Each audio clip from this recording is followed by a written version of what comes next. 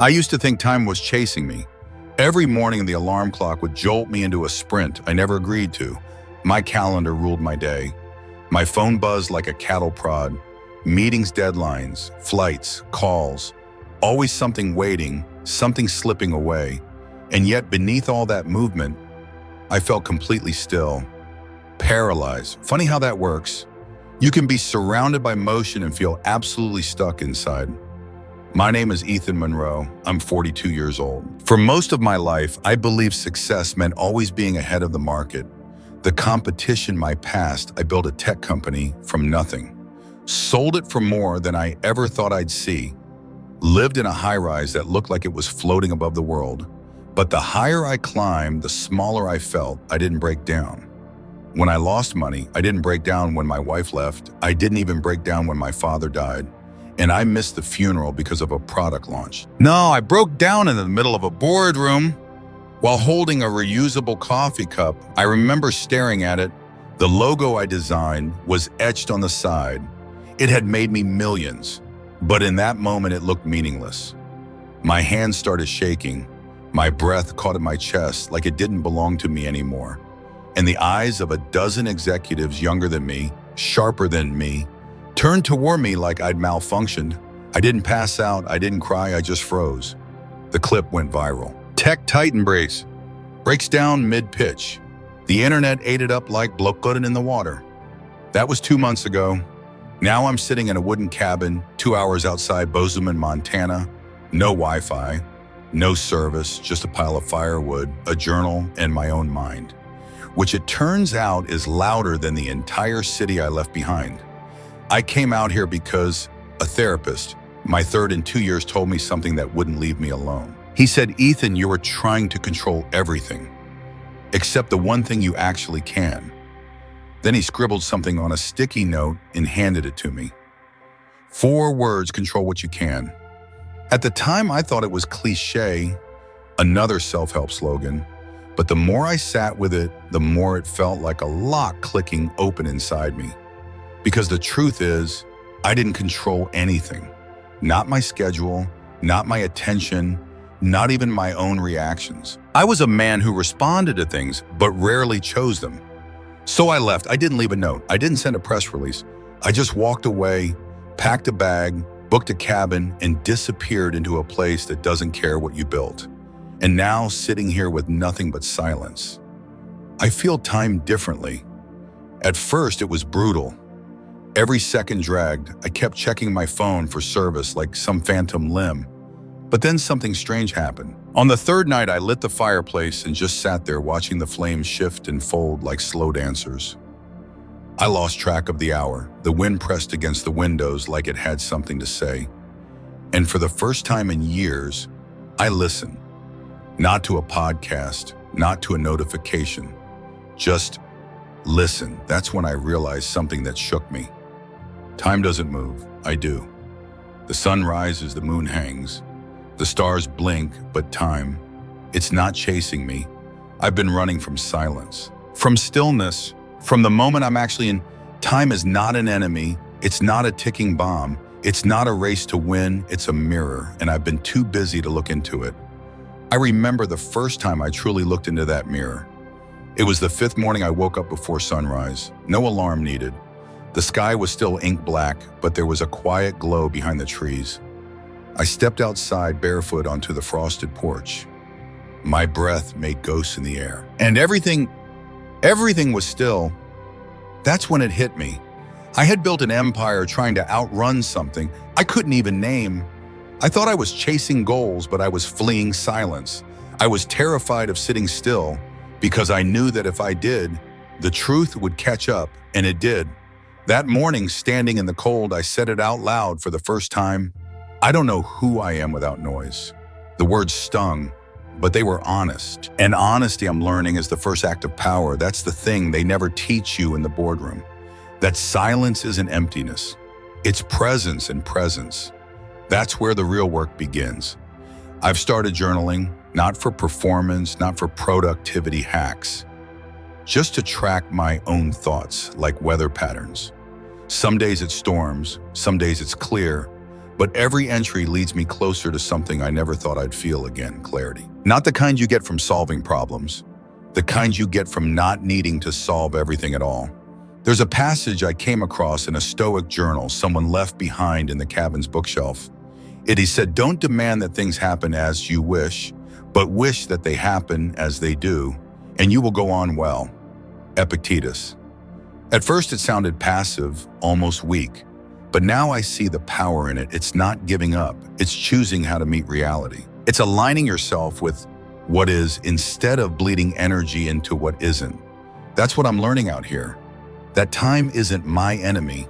My addiction to escaping the present is. There's a certain kind of silence that doesn't soothe you, it exposes you. After the first week in the cabin, that's what I began to feel. Not peace, not healing, but exposure, like I had nowhere left to hide. The distractions were gone, the noise, the validation, the race. All of it dissolved, and what was left? Me. Just me. And it turns out I didn't really know who that was anymore. So I did what I hadn't done in years. I sat down, no phone, no podcast, no plan, just a pen, a notebook, and a fire that cracked quietly in the corner. At the top of the page, I wrote one question: where am I fragmented? And the answers came fast in my body. I'd ignored it for years. I lived off caffeine and takeout. I measured my days by productivity, not by how I felt inside my skin. I treated my body like a utility, something to push through sleep, numb with adrenaline, and punish when it didn't perform. But Stoicism teaches that the body isn't the enemy. It's the vessels you have power over your mind, not outside events. Marcus Aurelius said that, but I think he would have added, take care of the vehicle that carries your mind. My emotions, that was next. This one was harder to face. I wasn't raised to feel. I was raised to fix, and if it couldn't be fixed, bury it. Make it productive, turn it into a lesson, a milestone, a story for a keynote speech. But when I looked deeper, I saw the truth. My emotional body wasn't numb, it was drowning. Beneath the surface, grief sat like sediment, thick, unmoving anger too. Not the loud kind, the slow kind, the kind that poisons your patience, the kind that waits for the smallest trigger to come roaring out. I'd push people away. Not because I didn't care, but because I cared so much. I didn't trust myself to express it, and so I built walls. Then I blamed them for not climbing over them. My mind, that was trickier because I thought I had a sharp one. I ran companies. I solved problems. I read fast, spoke faster. I knew the answers, or at least pretended to. But what I didn't realize is that I wasn't thinking. I was reacting. I wasn't calm. I was controlling. I spent so much of my life trying to outthink pain, outmaneuver fear, but all I really did was exhaust myself. Overthinking is not intelligence, it's anxiety dressed as preparation. And finally sowing my spirit, even saying that word used to make me cringe. Spirit, what does that even mean in a world of Wi-Fi and revenue? But in this quiet, in this stillness, I began to understand spirit is not religion. It's not incense or mantras or crystal grids. It's presence awareness. The part of you that watches your thoughts instead of becoming them, and I hadn't connected with that part of me in a very long time. I'd been moving through life like a machine, high-functioning, well-paid, admired, but empty. And so I sat there staring at these four words: body, emotion, mind, spirit. And for the first time, I saw them not as separate parts, but as a system of code, and every part of it was out of sync. Later that night, I walked through the woods behind the cabin. The trees were tall and bare, still holding on to the last chill of winter. My boots crunched over dead leaves. The moon broke through the clouds like a secret watching me. I found a clearing, looked up, and I said out loud, "What would I do with all this?" No answer came, of course, just one. But in the quiet, a thought surfaced. Calm, clear, undeniable. Rebuild from the inside out. That was it. Not a fix, not a plan. A direction, so I started small. The next morning, I woke up and stretched. Just 10 minutes, no music, no app. I noticed how tight my shoulders were, how much tension I'd been carrying. Like armor, I walked barefoot on the cold floor. felt the ache in my heels, the breath in my lungs, the beat in my chest, and I whispered, "Thank you." It felt strange, embarrassing even, but it was real. I was starting to come home to the body I had treated like a stranger. Later that day, I sat by the lake. The surface was still, no ripples, just mirror, and as I stared at it, something unexpected happened. Tears came, no warning, no drama, just soft, steady release. I didn't try to stop them. I didn't try to explain them. I just let them be. And in that moment, I understood something I never had before. Emotions are not problems, they're teachers. They rise when something needs your attention. Not to weaken you, but to wake you. That night I picked up a philosophy book I found tucked under a stack of old maps in the cabin. A quote jumped out. "The soul becomes dyed with the color of its thoughts." Marcus Aurelius again. And suddenly it all clicked. If my mind was filled with fear-controlled judgment, then that's the lens I'd see the world through. But if I filled it with stillness, intention, presence, then maybe I'd stop reacting, start responding. And as for spirit, that part came quietly. No lightning bolts, just a moment by the fire, hands wrapped around a cup of warm tea, listening to the crackle of wood and the breath moving in and out of my chest. I felt something then. Not pride, not peace, alignment. It's hard to explain, but it felt like all four parts of me had finally sat at the same table. No more running, no more fixing, just noticing. And maybe that's the start of something real. There's a sticky note I've taped above my journal now, the same one my therapist gave me, creased and worn. It says, "Control what you can," but this time I'm reading it differently. It's not a command, it's a reminder. I can't control outcomes. I can't control us time. I can't control how others see me. But I can control this moment, how I breathe in it, how I show up in it, how I align with what is. There's this myth we've all bought into, that energy is about doing more, move faster, push harder, drink coffee, chase dopamine, crush deadlines. That was my life for over 2 decades. But out here, the silence challenged that myth. It didn't just contradict it, it exposed it. I started noticing things that never crossed my mind before, like how exhausted I'd always been even when I slept 8 hours, or how my heart would race after answering an email. Not because of the email, but because I was wired for urgency. I wasn't energized, I was overstimulated. There's a difference. One feeds you, the other burns you from the inside out. The more I slowed down, the more it became obvious I had been fueling myself with stress. That was my battery tension. Pressure, adrenaline. But adrenaline isn't energy. It's survival. It's borrowed time, and I was living in constant debt. I realized this on a day that looked like nothing. A dramatic sky, no emotional breakthrough. Just a cold morning, my hands wrapped around a mug of tea, watching the lake hold still like glass. I'd barely moved that day, but I felt full. Not full of thoughts or plans, just full of breath, full of presence, and I whispered to myself, "This is what it feels like to stop leaking energy." That was the phrase that kept echoing. Stop leaking. Because it turns out most of my fatigue didn't come from action. It came from resistance, from mentally fighting the moment, from emotionally carrying what I should have put down long ago. I'd walk into a room carrying conversations from 3 weeks ago, replay arguments in my head like a broken loop, worry about future scenarios that never happened. That's not living. That's dragging the weight of what if through the mud of now. So I started paying attention to what gave me energy and what took it away. Not in theory, in my body. A walk through the trees, energy scrolling headlines, drain, writing in my journal, energy checking social media to see who remembered me, drain. Even certain thoughts had weight. The ones that came from curiosity or stillness, those lifted me. The ones that came from comparison, control, or fear, those drained me every single time I began to see my energy like water. And I had been poking holes in the container for years, so I made a decision. I didn't call it a detox or a reset. I didn't announce it or give it a name. I just began cutting things out. One by one, I stopped checking my email entirely. I turned off the few apps I'd left on. I gave myself permission not to be reachable. And the wildest thing happened. I didn't disappear. I reappeared. More of me started showing up, honestly, awkwardly, fully. I wasn't performing anymore.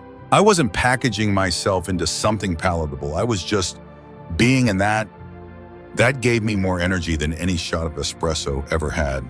But the real test came on the 8th day. The sky turned black by noon. Thick clouds rolled over the mountains, swallowing the light. Then came the wind, sharp, wild, unpredictable, and then the storm. I stood on the porch and watched the trees bend like they were made of paper. Thunder cracked across the valley. Rain came down sideways. And for a moment I panicked. What if the power goes out? What if a tree falls? What if I'm not safe?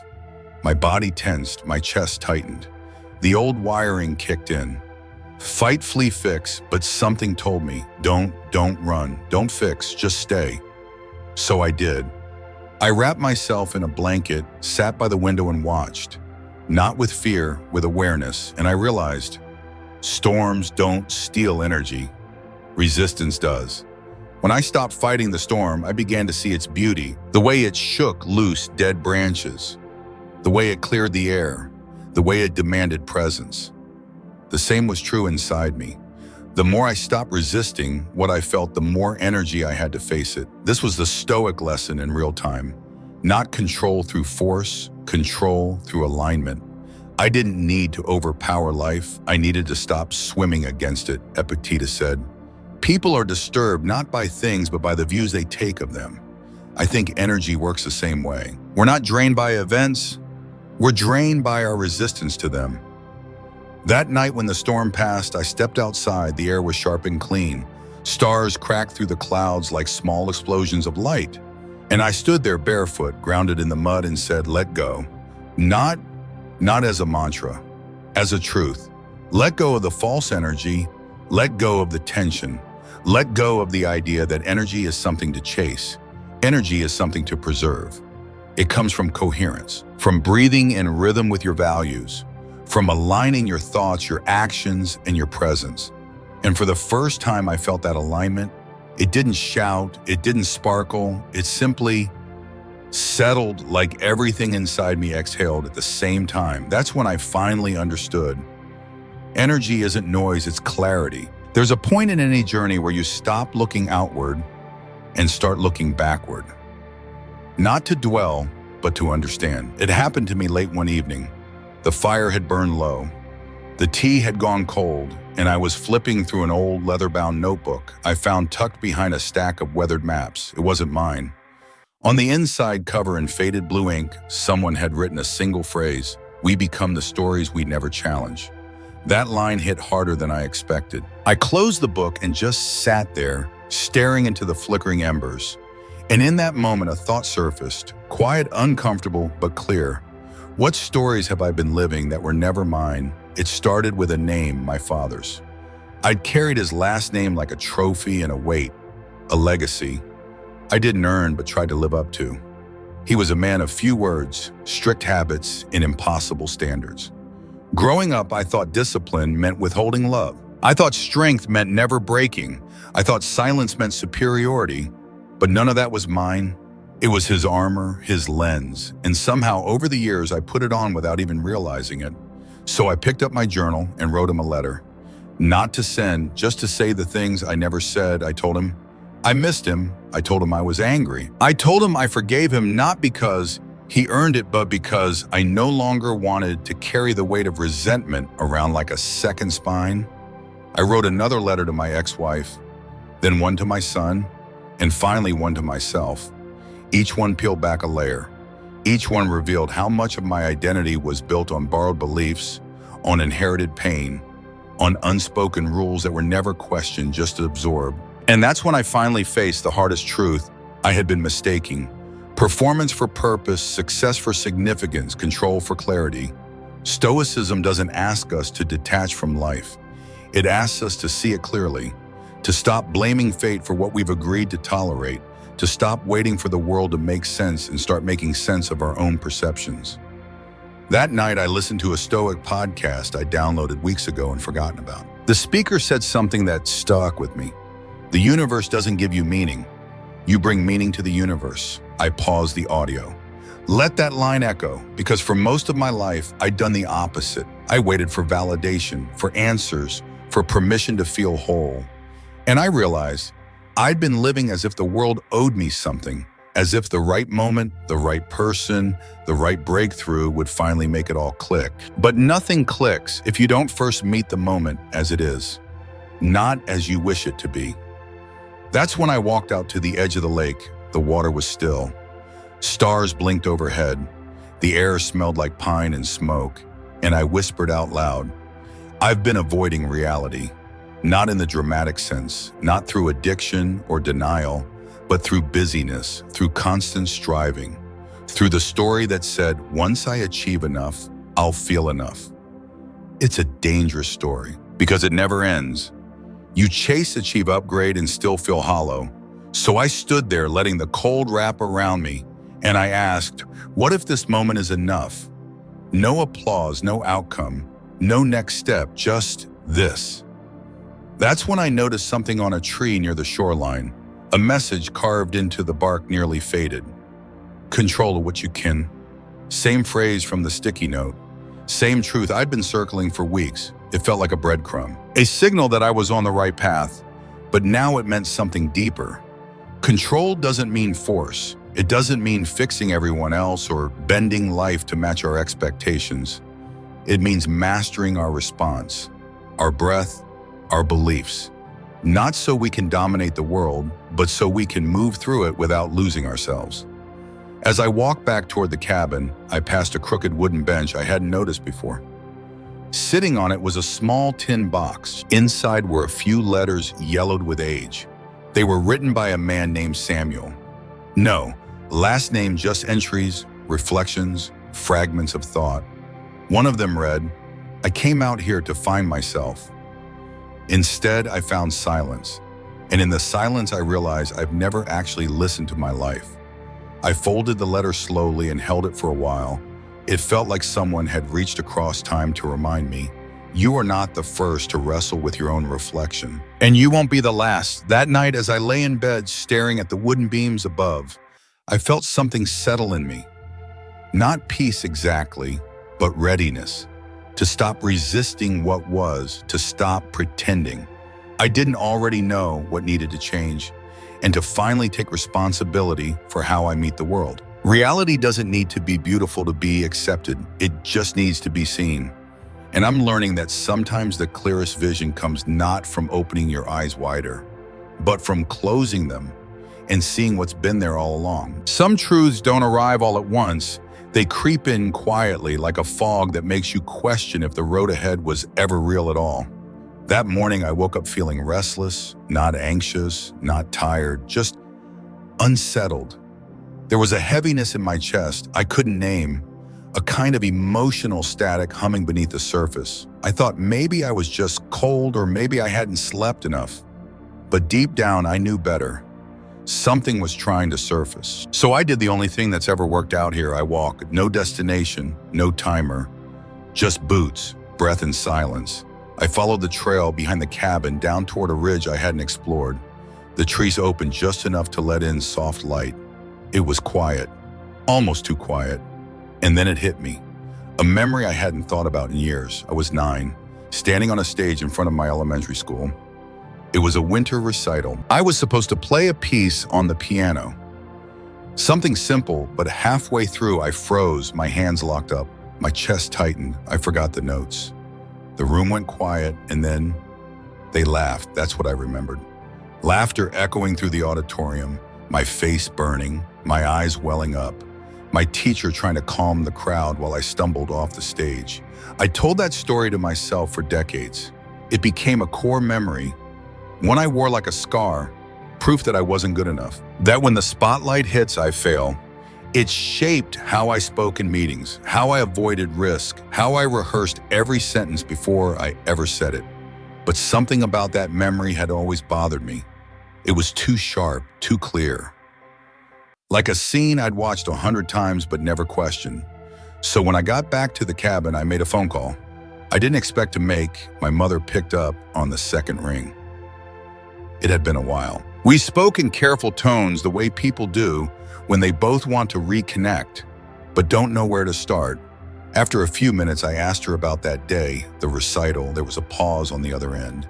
Then she said something that knocked the breath from my lungs.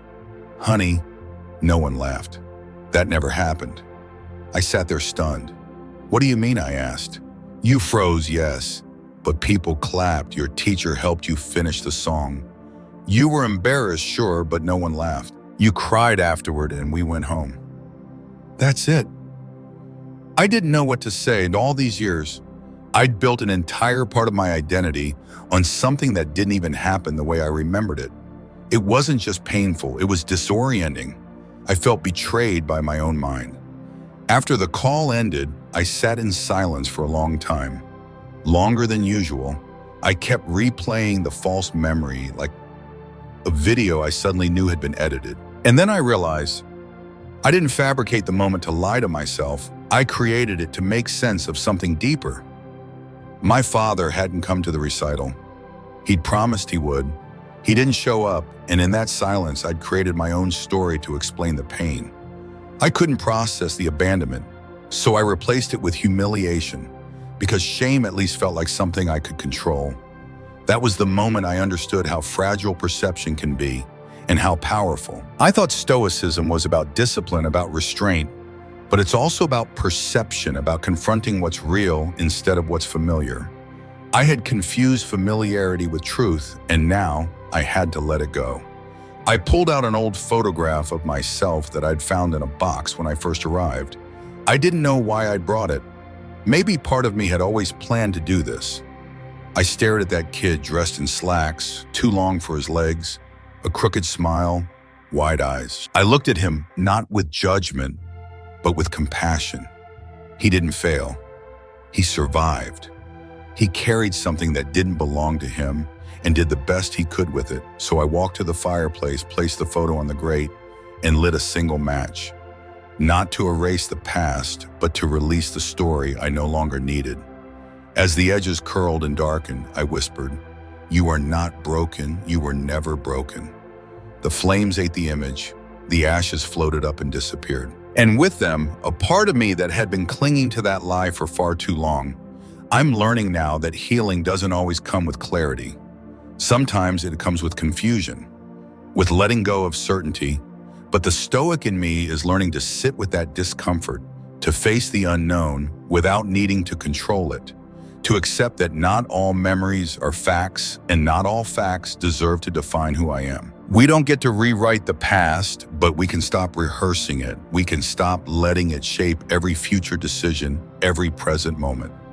Because sometimes the most courageous thing you can do is challenge the version of yourself you thought was true. When I first came to this cabin, I was trying to escape something. Time, noise, shame, maybe even myself.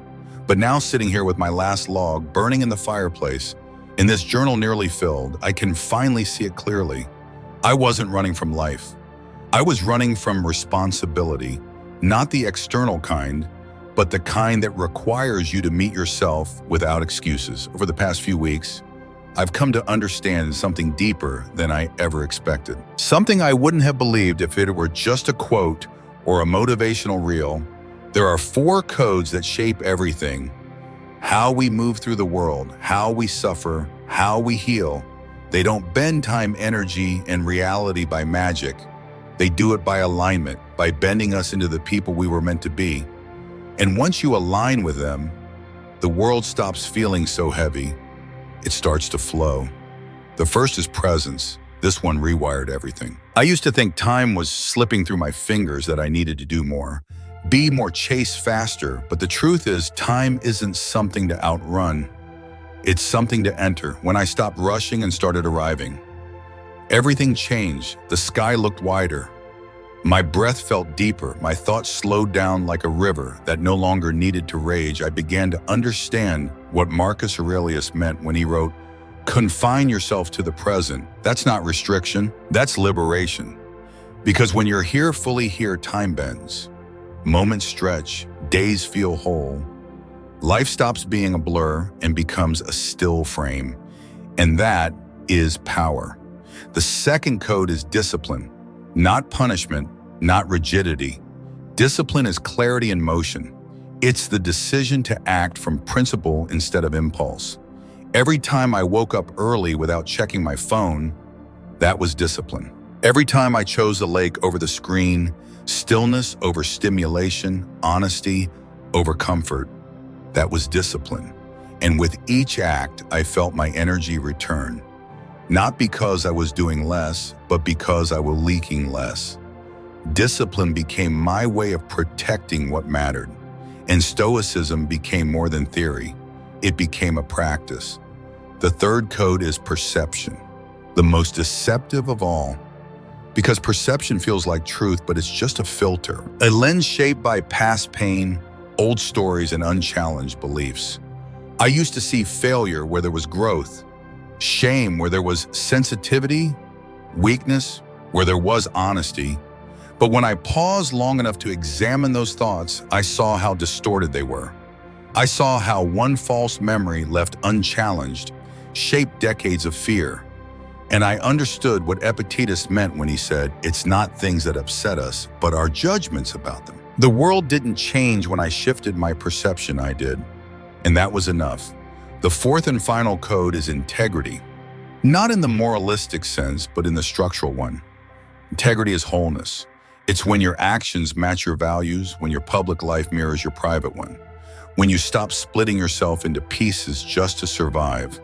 Out here with no audience, no applause, no obligations, I discovered who I am when no one's watching. And I decided that's the version I want to keep.